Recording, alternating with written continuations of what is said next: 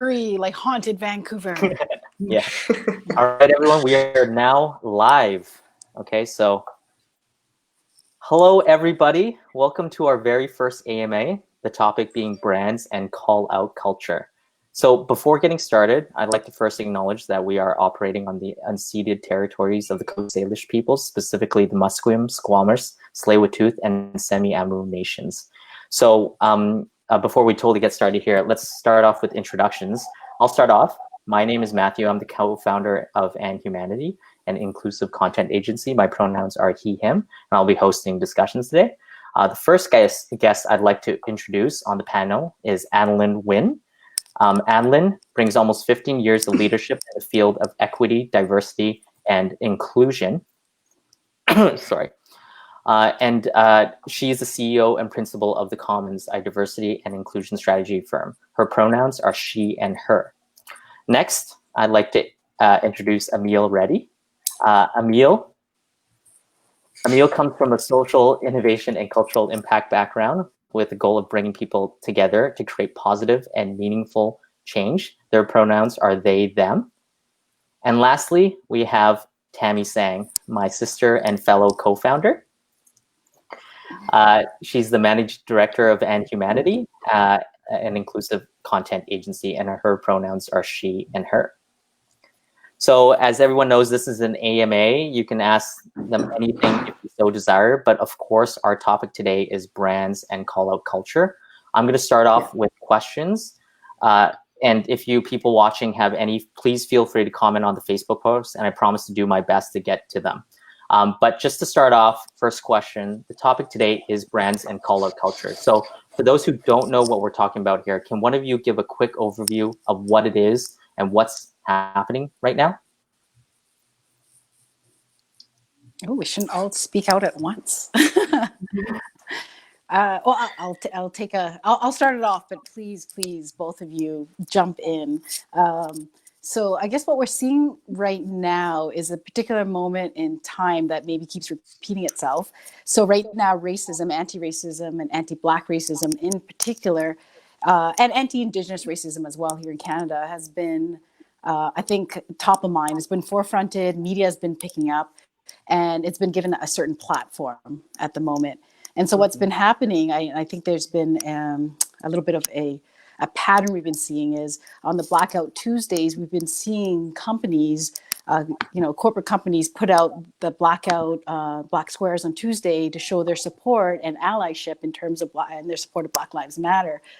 But then what's been happening is, seeing that black square, it's prompting former employees, usually former employees, to speak out and talk about the reality of what they've been experiencing as a former employee of a certain company who is Black or a person of color or Indigenous, and saying, you know what, there is some hypocrisy here that I'm observing, because that has, sorry, they've been, so we're seeing these companies very vocally speaking out, but yet their practice in the workplace has not been, is not aligning, right, to that. So I don't know if any of you two, if Tammy or Emil want to add to that and maybe give us more specific examples. Yeah, I mean, you said it beautifully, Annalyn. Like, I think a lot this time in our world has really put a spotlight on anti-Blackness and anti-racism and racism. And I think the overarching piece, I think, is white supremacy is really what we're starting to really think about. Although it's really that's much more difficult than to talk about an anti-racism or anti-Blackness, I think, for some folks. And what I find really interesting is that there are organizations that are putting their hand up and saying, we support, we're in this with you. But when you kind of peel back a layer, you see that the intention now is there, but maybe the history, there needs to be some sort of, acknowledgement of that history, and acknowledgement that maybe, yeah, it's fine to absolutely say we're here now, but a little bit of the reparations of what has happened and transpired before. A good example of what that might look like from an individual perspective would be the Vancouver Candle Company, right? Oh, yeah. I think that was a very specific and very overt racism. Like that's a really quote unquote easy one to point out, because as an individual who was, for folks that don't have that context, there were screenshots of text messages where one of the founders actually just overtly was racist in text and actually like anti everything. There was a lot of Yeah. communities that were pointed out there. And then when you compare that to Aritzia, you really get a fantastic example. And I say this, and I know that that means that there's harm there, so I apologize. But from my perspective as an expert in this field, of institutional racism. Because woven throughout that company, obviously there is practices where people are targeted and racially profiled. There is that white supremacy of the white employees versus those folks that are POC Black employees that aren't receiving the same type of treatment. And that is a fantastic example of institutional racism, of how that whole organization needs to go right back down to the foundation. I want to see their receipts as well as other people. Like, what is their executive doing? How are they looking to diversify their executive? Anti-racism work isn't something that you can just slap a training on. Like, what are their changes of their policy?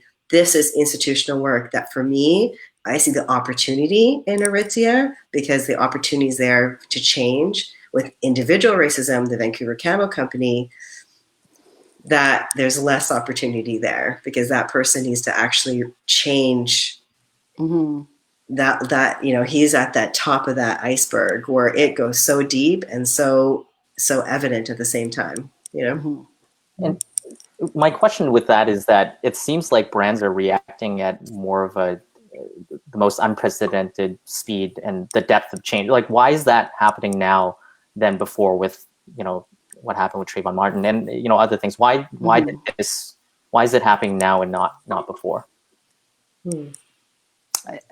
Maybe, anyway, I'll take a little go at that.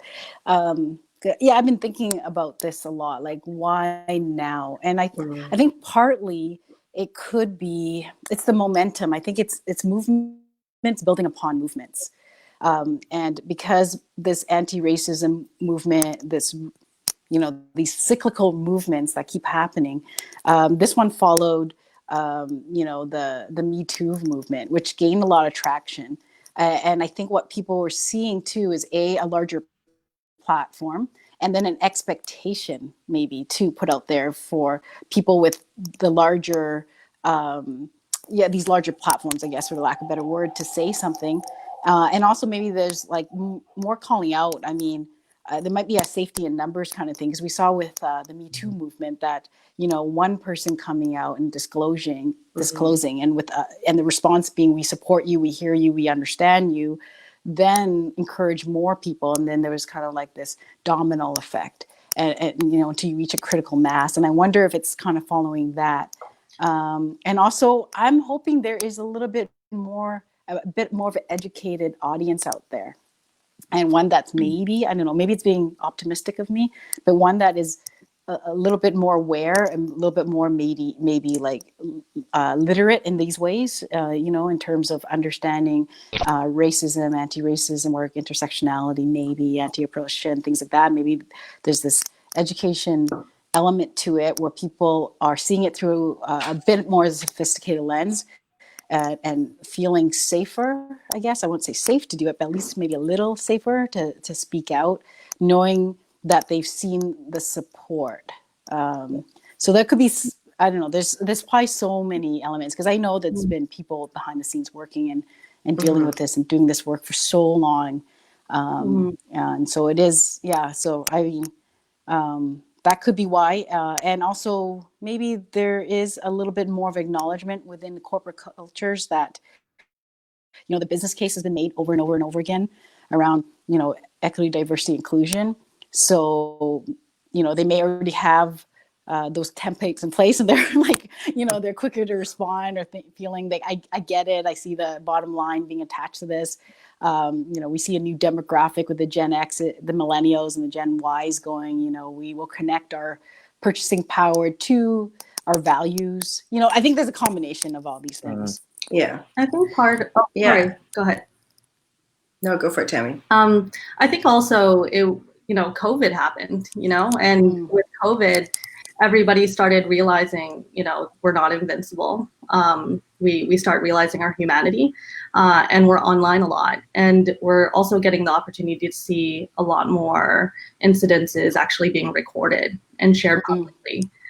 And yes, it definitely came off of a bit of the Me Too movement, but I think, there were some specific videos that really hit it home, with, Christian Cooper, Amy Cooper, the bird watcher, right? And then there's also George Floyd, and you hear about it all the time, but to actually see it and witness it and really feel what that feels like, or obviously not what the victims feel like, but to actually witness it, I think there's something that pushes movement and drive for people to then want to be educated, to then want to fight for something.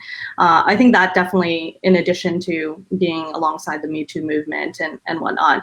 And I think brands' reactions are partly because they've seen the uptake of the population believe and stand behind Black Lives Matter. There's a safety in the fact that a lot of people are supporting it. And then when they see the police force, get called out to that degree, they realize that, you can really change things. So when a business gets called out like that in the same way, I think it's scary. There's an account called Pull Up for Change, and on Instagram, and it's 100% calling out businesses specifically to show the diversity mix of their companies. And huge brands have responded, Adidas, Everlane, and they're pulling up and they're showing up and saying, it's not good enough, and we recognize that. And I think that accountability, and with all the Black Lives Matter posts that were going up, the black squares, people were commenting on those posts from those companies with these call-outs as well, making it quite public. So I think it's that reactionary fear of, oh my gosh, we're being called out along this. Are we going to be the next big story with that blowout? So unfortunately, reacted in my.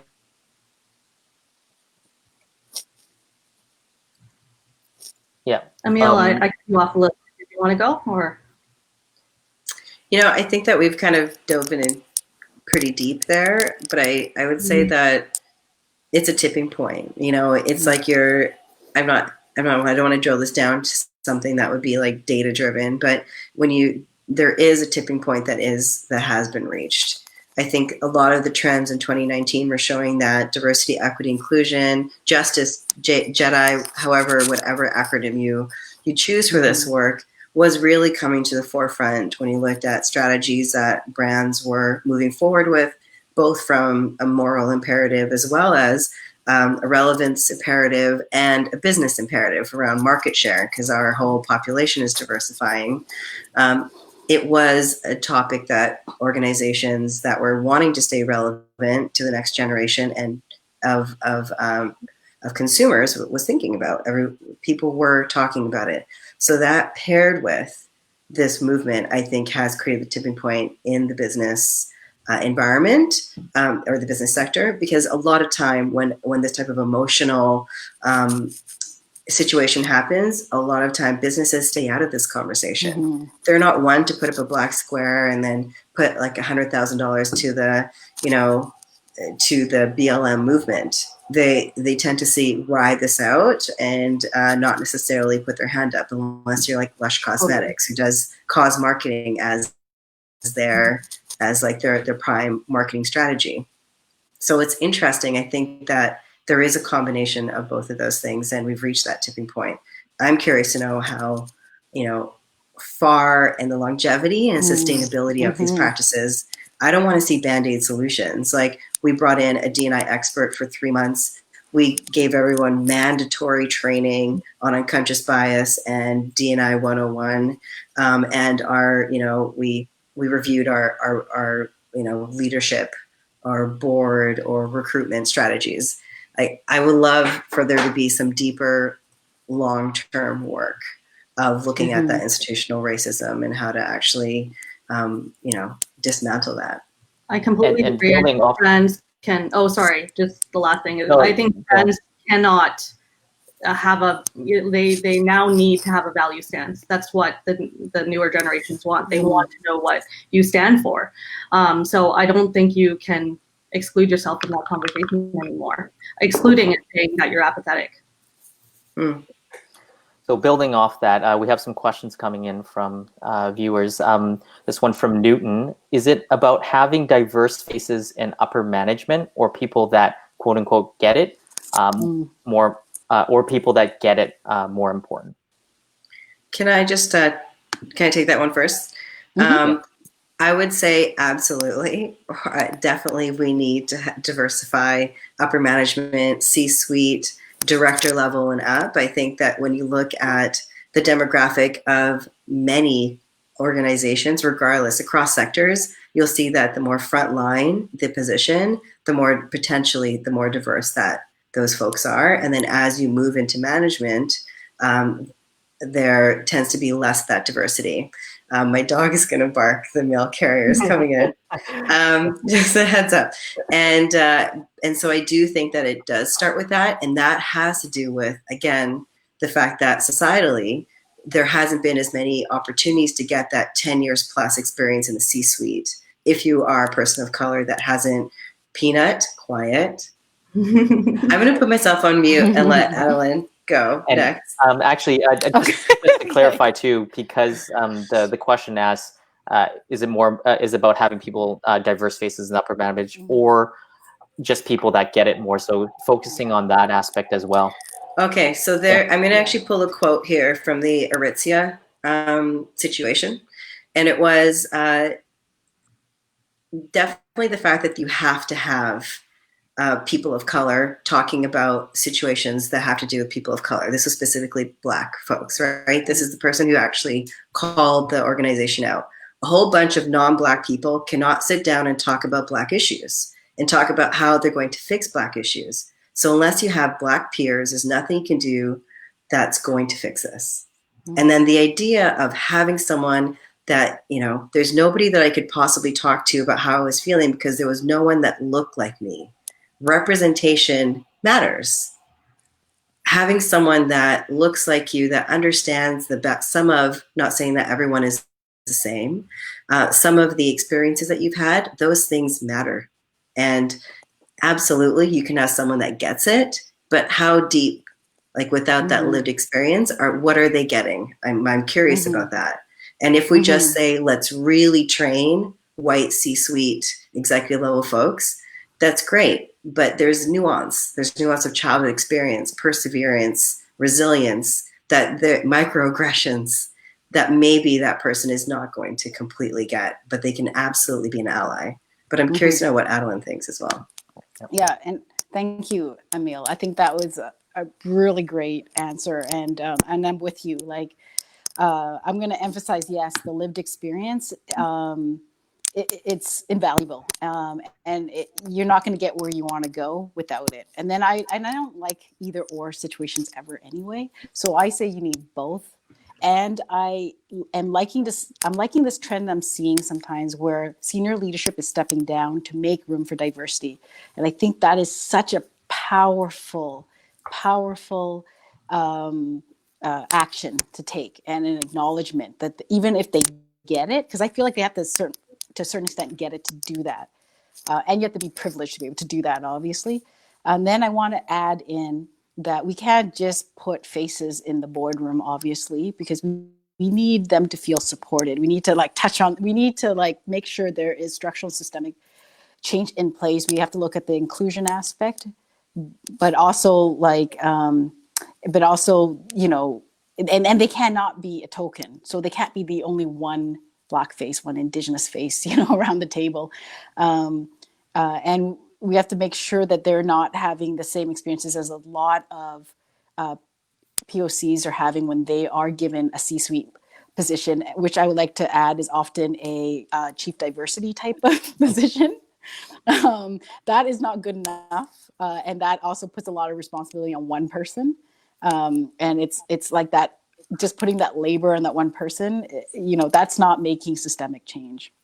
So that's what I would say, even before we put all the people around the table, or just at the same time as we're doing it, we really have to look at our company culture, the values, how it's structured, and start dismantling all that too, and making changes from the top up.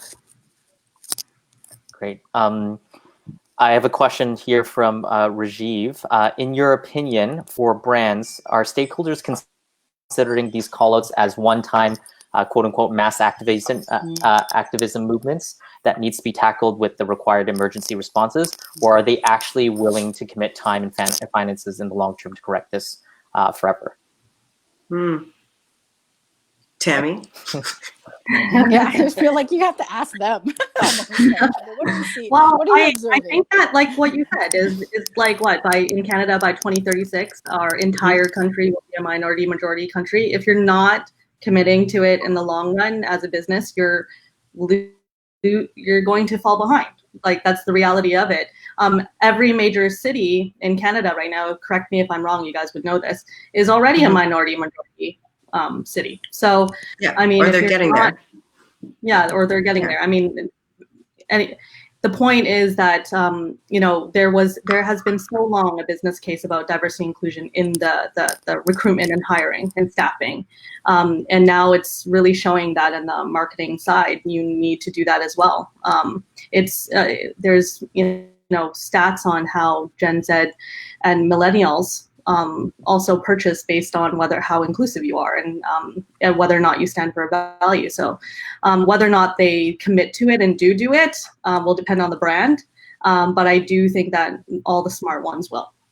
Mm-hmm. I think it's one of those only time would tell, but also as the public, we need to keep putting pressure on them, Totally. and calling them out and naming the hypocrisy if we see it, and especially as people like BIPOC, so Black, Indigenous, people of color, who are working like in these companies, and I know it would be hard, especially if you're still there. So often the call outs are coming from people after they've left the company, and that makes absolutely total sense.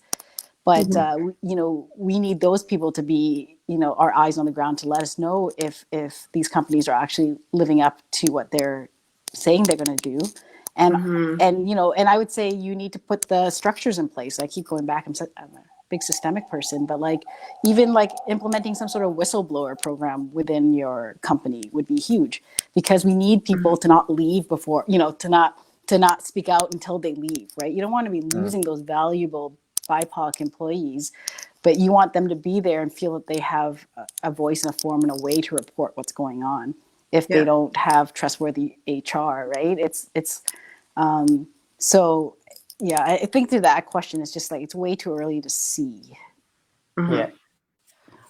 So a question for me, so of the brands that have been called out, which are a lot, who would you say are some examples of them responding correctly? If there is, how authentic can you be in a response, and who's not? Just some idea, some general examples, if you guys have any. I have a good who's not. Great. Awesome. I mean, in the sense of I don't want to. Okay, let me preface this where I don't want to rake anyone. Or sorry, actually, I'm going to rethink that. What I was about to say. This is a D&I expert going in real time, learning happening right now. I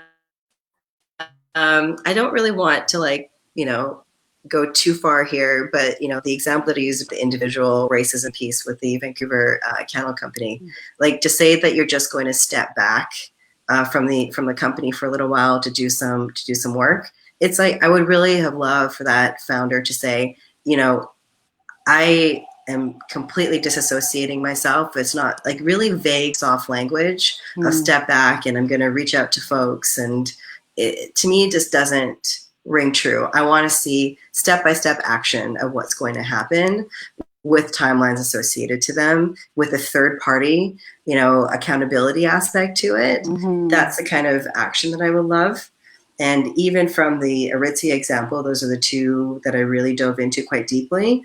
There was a statement where Aritzia said, although we may not, you know, they said a lot of lovely things about reaching out to previous staff and current staff, listening to them, and then had to put in the sentence of, although we don't agree with the facts that this person has like brought forward, we blah, blah, blah, blah, blah. I'm sorry, you lost me. You lost me there. But why did you feel that you needed to say that? Because what you're basically saying, a whistleblower happened, like someone blew the whistle, and we're going to say, absolutely, we hear you, but we don't agree with anything that you're saying. Yeah, we hear you, but we don't believe you. Thank you. Yeah, yeah, that completely negates your statement. I just read that, and I was getting a bit warmed up to the fact that maybe they're thinking about their work. There's great opportunity. I was leaning forward in my, like, looking at my laptop thinking, should I reach out to Aritzia?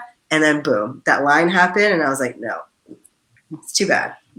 I wonder if it's legal. You know what I mean? I wonder if the reason why these brands are doing that is because they're like, oh, legally, if we apologize, it means admitting fault. You know, something like that. Admit fault.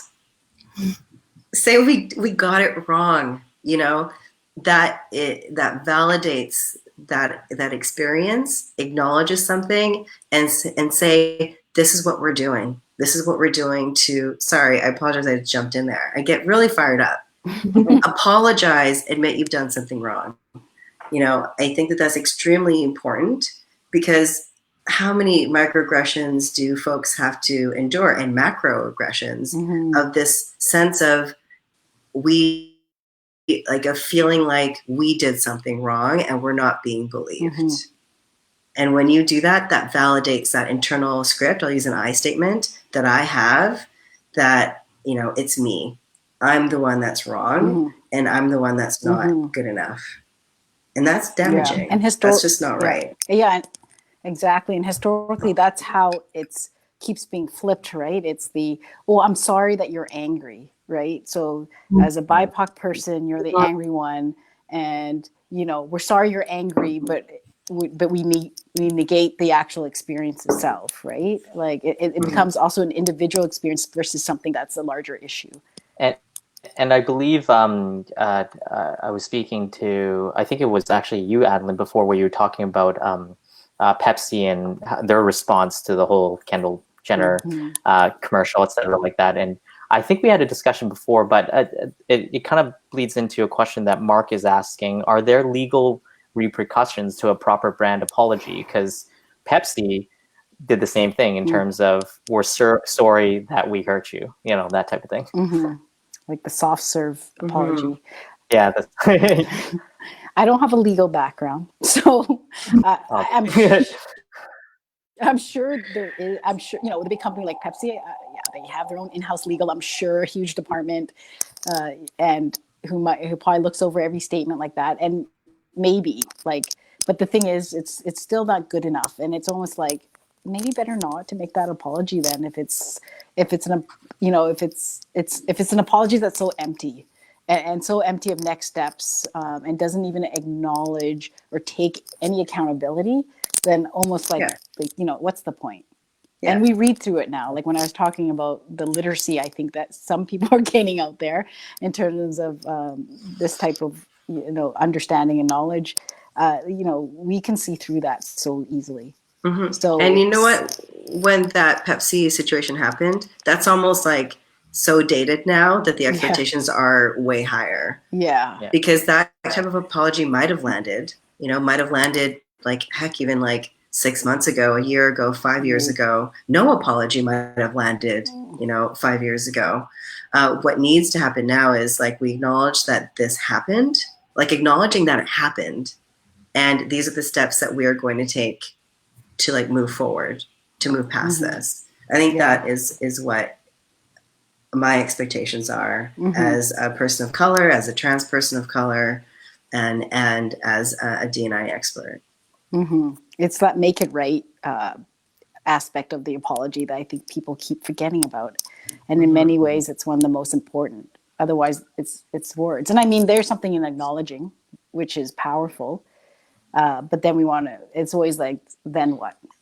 Yeah, absolutely. And let's shift to the positive side. Are there brands that are responding properly in a way that I guess consumers can at least praise or applaud? Or there's one Alex, the co-founder of Reddit, I forgot his last name, but he stepped down from the board and asked them to replace himself with someone of color. And I thought that and I thought that was great. I don't believe Reddit was called out by any means. He just decided to do it. And so it's a proactive action. It was a proactive action. I thought it was. He's got a very good teacher at home. I think so too. I mean, he is, Mr. Serena Williams. So, I do think it's nice when allies like step forward to do that. But one of the things that I find saddening about that example, and I apologize, I'm just going to go to critique, is, why do we need to get to that point? What are the qualifications and what are the recruitment strategies that you have an all-white board? Like, there are so many talented people in tech in every sector of diverse lived experience. And if you've gotten to that point, like, it would make me really curious. And if you haven't started that work at least like multiple years ago, at least 18 months ago, it would make me curious about what you're thinking. And one person is fantastic, but then to replace that with one POC is going to do what Adeline just said, right? Yeah, and we're going to set that person up for a lot of heavy emotional burden work, but also likely to fail, really. And so that people can go, we did hire that one Black woman once. She didn't work out. I don't know why. She left after 6 months. Yeah. And that's the refrain we keep hearing. And in terms of successful, I almost think that it is the proactive. Like, I think so far the best responses from companies are the ones that have put up the black square as an ally and have not been called out. It's like, okay, then, maybe they already are. Our expectations are really low. I know, they're not that high, but I'm just like, I'm not really yet seeing a response to a call out that I think has been like, wow, that's fantastic. I heard Ben and Jerry's had. I think it's what you said, Adeline. Response, but obviously hearing. Yeah. Oh, sorry. Go ahead. Sorry. Yeah, so totally, we could talk about Ben and Jerry's, but I think what Adeline said earlier about it's a wait and see at this point. We've seen your black squares, we've seen your donations to great organizations, we've seen some ideas of what your plan would be. Everyone's looking for a D&I expert. I hope there's enough of us out there, to bring on folks to do this work. We've heard that you're going to talk to your employees, and I'm curious to know what's going to happen in 30, 60, 90, 120 days. That is my curiosity. Yeah. Great. I absolutely agree. Sorry. I think there's a little bit of delay. Sorry. I wanted to shift gears a little bit to what I've been seeing in the news around Patagonia and I believe North Face as well. Big brands boycotting Facebook advertising. What are you guys' thoughts on? What is everyone's thoughts on that right now? Well, I'll go just because I worked for an outdoor retailer for a long time. I think that that's a great move. I think that's like when brands step up and say that we're not going to engage because we're not, it doesn't align to our values or our practices around transparency or content sharing. Then I think that's fantastic. I think that that's a really great step. I would like to see how long, and not because I'm saying this skeptically, I would like to see how long it lasts, because I wonder if there are other, online marketing strategies that they can utilize that would mean that they can divest from Facebook altogether. So, and I'm wondering if we as a society need to start looking at divesting in platforms that are continue to, breach our values. Like, how are we utilizing our wallet in the same way? Because it's great that those retailers are doing that work now, but how do we also lean into that and continue to do that work? Mm-hmm. And I think those. Go ahead. Sorry, go ahead. I was going to say, I go think the two companies too are already have been known to be sort of more like brands or values based. Like I think they were conceived that way. You know, I guess Patagonia, especially around the environmentalism and things like that. So I think it's a bit more of a natural fit for them to expand that eco-justice to looking at other social justice issues. So so I'm less surprised, but yeah, but I'm still in this wait and see, but Yeah. yeah.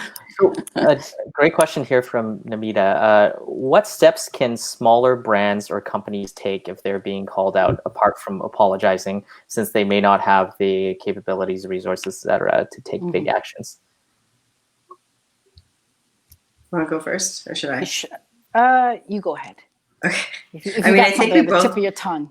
Well, I think we've actually both probably written on this, on like things that people can do right off the bat. You know, it's starting to look internal. Put that internal, like, you know, critical lens on, and maybe you need to bring in external support. Maybe you don't. Like, start looking at what you've got written down in your policies and your recruitment. Start looking at the makeup of your team. Some of these changes can happen right away if you're recruiting folks all the time. Some of it's going to take a bit more time, but it's about like really taking that critical lens to your internal practices. And what I mean by that is like not 30,000 feet. Read through your policies. Read through everything that you have. Are you creating an environment where you're only going to be recruiting the same people over and over again because you don't have a trans inclusion policy? You don't have the ability for folks to take leaves if they are, or, you know, different accessibility if they're diverse, like have a diverse ability. Are you not setting yourself up where you have the ability to house someone that may not be able to use a gendered washroom or gendered facility? There are so many ways that people are setting up their environment to only house and employ a certain demographic, and they need to start looking at that. Yeah, so all those things, and that it may not be resource intensive in terms of money spent, but it is like it's committing to doing those things. And I would also say talk to your people to really understand what's happening. Like do an engagement survey and and put in structures where people can do it anonymously if they have to, so that you can really get the truth and talk to people and find out like what is the actual culture, especially if you're, you know, a founder owner up in the C-suite and you're not there on the ground every day. And definitely too, I think there's so many steps. And also I would say, I think it was something that Emil had mentioned before, but put in some accountability measures, whether it is, you know, like, and I know not everybody could afford to hire external help. But there are things that you can post yourself and let your consumers, your audience, your clients, or whatever you call them, like know what you're doing and put it out there so that there are people there to keep you accountable that you're actually going to do these things, and check back in 60, 90, 120 days and celebrate your achievements, right? You know, we have 50% parity now of our C-suite and our board. Wow, amazing. Yeah. Like, you know, we want to hear about that. And since this is the group for creatives, like what are some real commitments that creatives can do during this time, even whether you be in a marketing department or not? Yeah.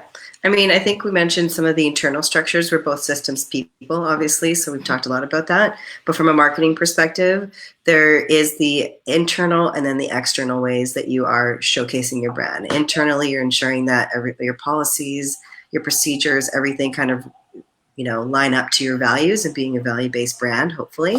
And then externally, you need to do the same thing. So, you know, who are you representing in your marketing? What creatives and third-party freelancers are you bringing in? Is it the same homogenous voice that you're seeing, the same homogenous story that you're telling? And if that's the case, how are you diversifying your content? How are you diversifying your talent? How are you diversifying your storytelling? storytelling, and that comes from diversity of perspective, whether it's from a lived experience of from a race or ethnic or cultural background, or sexual orientation background, ability. Like the scope is so vast, and if you're still going out to the same, drawing from the same well over and over again of your cis het white talent, then you're going to be telling the same story to the same people over and over again, and that population, that niche, is going to decrease over time, and you're not going to see expansion. And I think that that's short-sighted from a business perspective. And I think it starts at your, like, look at your comms plan. Is it, have you put like a Jedi lens on it? Like, but I think everything that Emile said, and then I feel like Tammy has things to say about it. So, well, being a marketing expert, perhaps. Yeah, I think we need our marketing strategist in on this. I guess a lot of marketing first starts in the strategy room with brand strategists, digital strategists, and I think when we begin creating personas, you hear it all the time. Mothers, families, but I don't think a lot of brands are asking themselves, what kind of mothers, what kind of families? And when they say Chinese, just because, I'm Chinese, what do you mean by that? First generation, second generation, third generation? Do you mean, there's so many layers to that. And I think if we keep putting people into these big generic personas and market to them that way, exactly. Then you're going to get these like afterthought tokenism acts in the creative team where like, oh, well, my gosh, everybody is white here. Let's just put a picture of, someone who's Chinese or Black or whoever, right? And I think it really starts in the team, in the way that we think about it. Yeah. Even research-wise, we did an interview with Majid, who's a researcher, and he talked about how systemically research doesn't even have the ability to break up the population in that way to do research. Somebody on our Creatives for Inclusion group posted about creating more data around that. So that's really helpful. I think those are all ways that if we as creatives, which is the purpose of this group, can educate ourselves, push for our industry to do that more, I think then more resources will come, more data will come, more, not that there isn't already enough business cases for it, more of that will come in. So those are just but I totally agree. I think it's in all areas of our life right now where there's just not enough data. Like right now, like it's happening in this province and at the city level where people are pushing to get more race-based data. I think our premier made an announcement saying, I encourage it, and then I know at the municipal, at the city of Vancouver level, there's been a motion that's been put forth to collect more data, just, because we don't know how things are, like COVID-19 and other things like that, are impacting people of color and other intersections. And that goes with like marketing, but also expands to all aspects of life, I think, and work. We just don't know and if we don't measure it, right, it doesn't happen. Or there's a quote, something like that, Yeah. And I think organizations are saying they can't collect that due to like PIPA or, the Privacy Information Act. And I think that that's a bit of like I think that's a bit of a soft pass on it. It's like, oh, we just can't do that. And it's like, no, actually, you can have people self-disclose, because if you say from an engagement survey perspective, we want to know what the makeup and the demographic of our organization is so we could be better, do better, then people will self-disclose if they're given the opportunity. And you might even realize that there's, things that you did, folks that were represented that you didn't even know about. And, from the different aspects of lived experience, including maybe you realize that you need to really push for a mental health program because a lot of your employees have self-disclosed that they struggle with their mental health around anxiety or stress. And that's something that is probably very common, especially in COVID world, and why not ask those questions and allow people to decide whether or not they want to respond? Yeah, exactly. It's really about being transparent about why you're collecting it.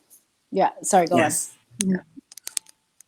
I think it could be also as simple as a brand asking how well do you know your consumers? Do you know the complex intersectional identities of your consumer base? Because they probably don't know how much of them make up, the LGBTQ community, first generation, second generation Chinese, whatever that complex mix is, and then consider how your marketing is speaking to them. Are you speaking to them? Does your content reflect the complex mix of your consumer base as it is right now? Absolutely. Just to close out the one comment that was made around what small brands can do.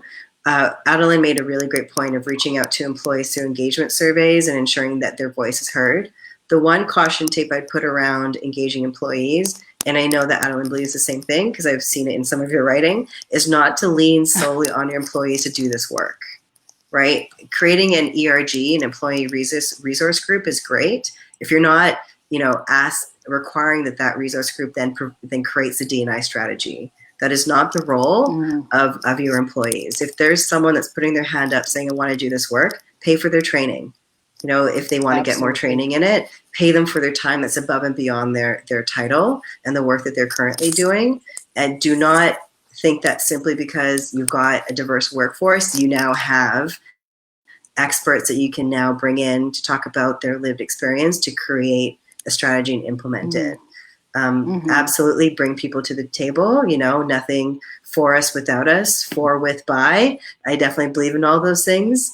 But I do think that there's a space of engagement for employees and then implementation by folks that have raised their hand to do this work, and you're not putting that labor on those employees. And it's absolutely not a side of your desk type of work, right? It needs to be done.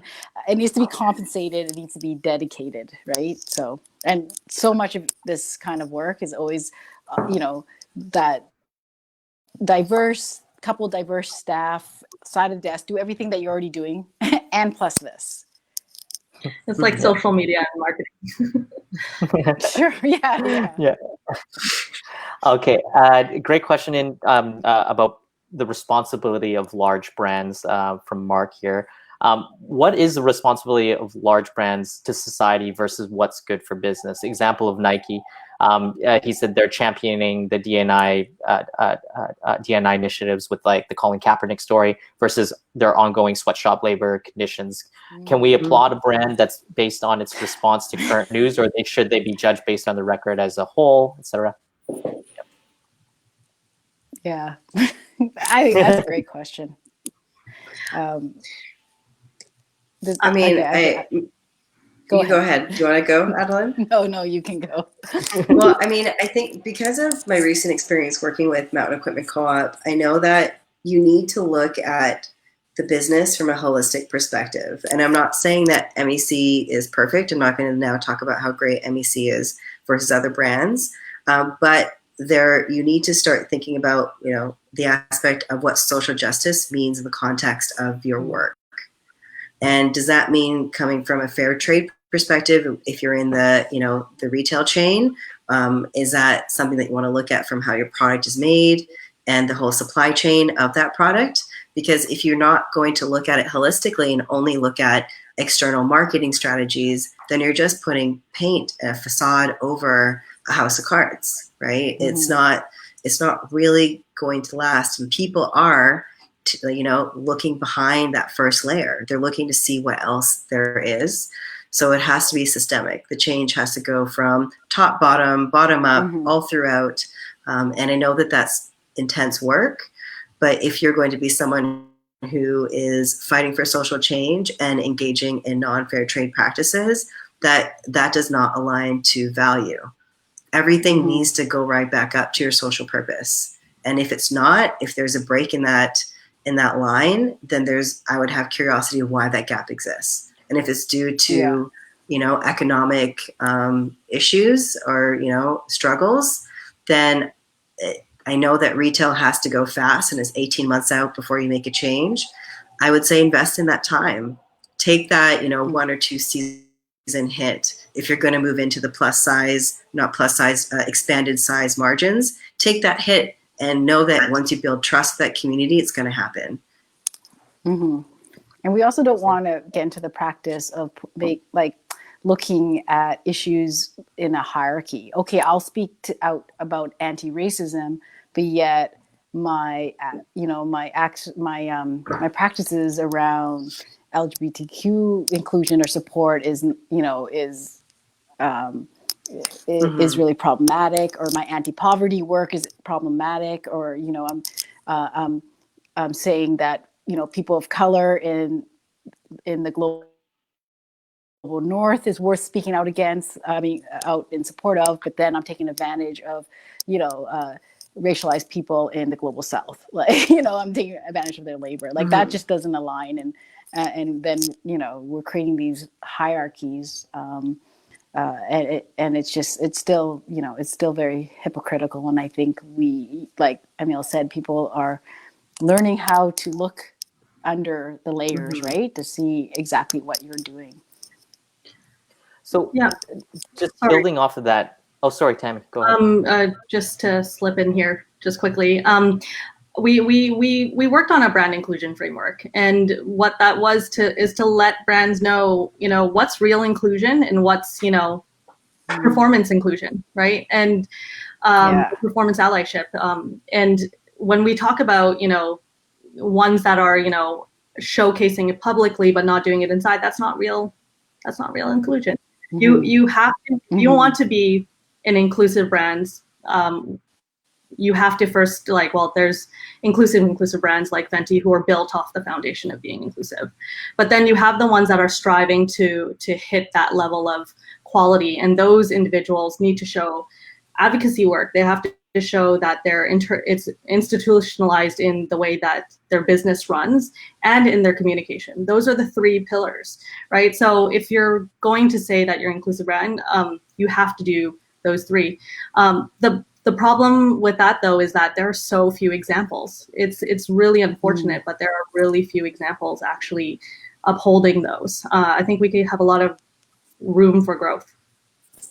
And is it a timing thing, like in the sense of like using Nike as an example? Externally, their communications is in support of a lot of eco-justice.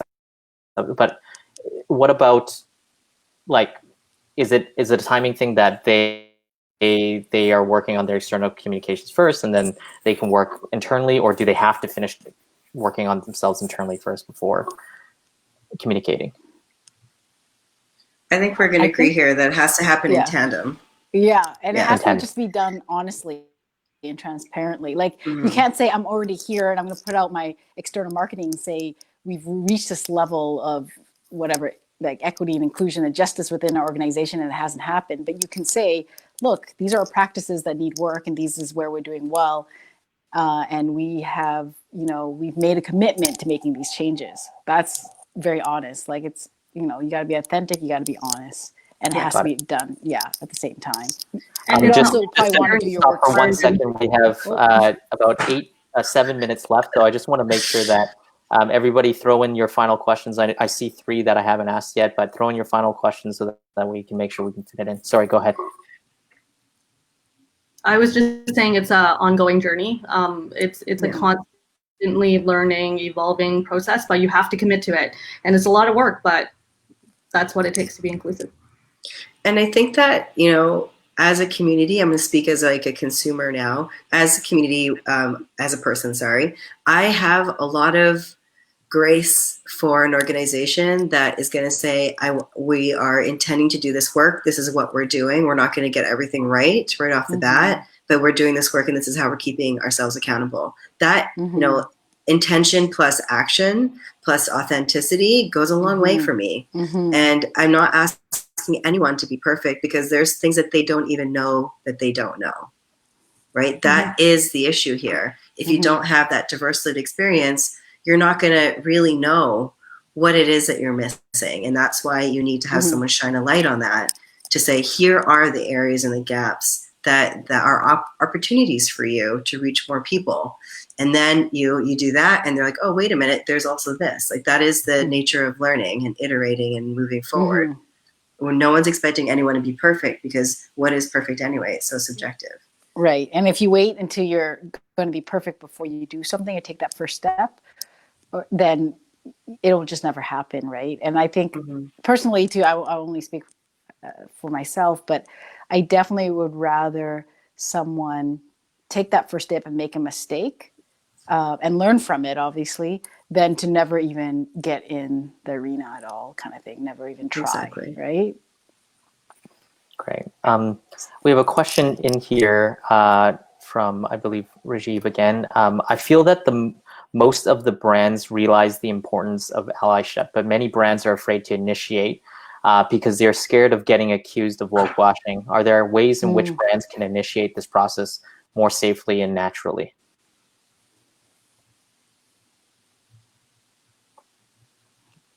I feel like any of you can jump in here. Yeah. I was going to say, I think this work is always going to involve risk, right? And nothing worth really doing isn't going to be without some risk. But I would say too, start reaching out to communities in like, you know, in a position of allyship before you need something from them. You know what I mean?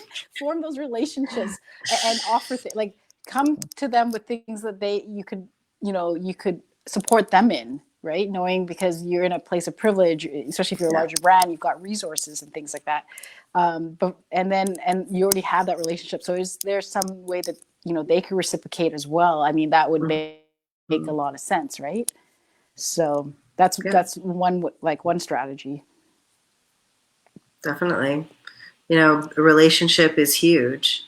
Building those relationships, knowing that relationship does take time, but that means that there's trust there's reciprocity, and that will foster so much for you from a business perspective, but also from like a really like authentic, holistic perspective for your brand if you have those relationships in the community. And if you're already having these conversations, like that's probably really the only way to have something that's really like natural, that just springs from a relationship and a real collaboration, and it'll come across that way too. You know, it'll probably take you in creative directions that you would never have anticipated. Yeah. And I wish I could think of examples, but I think that there are pockets of examples, but I think what I'm finding difficult, I don't know if you find this, Tammy and Adeline, is I don't want to put out a promising practice or a best practice because, you know, I think there's pockets of really amazing things, but as you mentioned, Matt, Nike does really great, you know, it did really great with Colin Kaepernick, but then you look and you're like, whoa, okay, some of their other areas really need to be improved. So rather than trying to uphold this one idyllic brand, I think that we should be celebrating those moments that happen where like, that's something that I could pull from and I can learn from. And, you know, yeah, absolutely. There's other areas of that brand that I don't like. I'm going to focus on this piece that they did well and figure out how I can incorporate that into my work and how I can use that and leverage that to then maybe from my perspective as a consultant, bring, you know, on board an organization that's looking in a similar way. And here's a really great way that this organization did this one thing, because you look at the multiple pillars of what systemic change, and it's beyond just what one brand can do. Yeah, absolutely. And I think there's so many examples too, probably that are in places that we don't know to look, like really local businesses, small businesses that have really deep connections with, you know, different community orgs and things like that. I'm just thinking of like, even when I worked for Community, which is the Career and Trans Resource Center in located in Vancouver, serves BC. But I just know that there was so many partnerships with like local businesses and that they didn't even necessarily, you know, promote widely, you know, to promote their own business or anything. But there was just these really like connection, like really natural connections that came out because of shared interest, shared identity, and things like that, right? And then there was ways that they would support, and it was such a reciprocal, community-based, grassroots type of relationship. And I feel like there's a lot of success stories in those that we just don't hear about necessarily. That I think could. Oh no! Did we lose it? I think your mic's off. Your mic's off.